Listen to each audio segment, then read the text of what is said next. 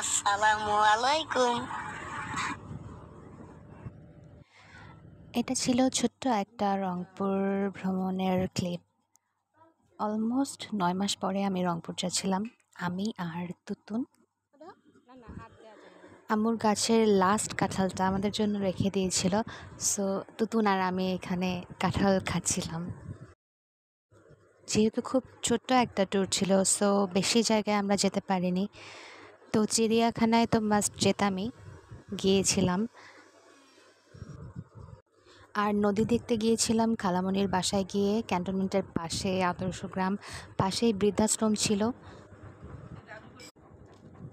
আচ্ছা, এগুলো হচ্ছে আমার আব্বুর গাছের কাগজি লেবু।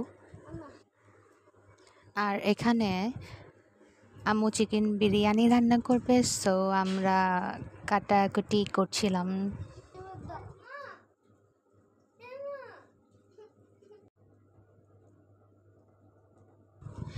এবার রংপুর গিয়েছিলাম খুবই অল্প সময়ের জন্য, বাট আলহামদুলিল্লাহ আমি আর তুতুন দুজনেই খুব এনজয় করেছি। আর প্রত্যেকবার রংপুর যাওয়ার আগে তুতুন খুব বেশি এক্সাইটেড থাকে যে কবে যাবে। আচ্ছা, এটা ছিল লাস্ট দিনের ভিডিও। আমরা খাবার পরে একটু আইসক্রিম খাচ্ছিলাম ডেজার্ট হিসেবে। এই ফুলটা কিন্তু ছিল আমার লাগানো গন্ধরাজ ফুল। আর শেষে আমি আবার নদীর পাড়ের কিছু ভিডিও অ্যাড করে দিয়েছি।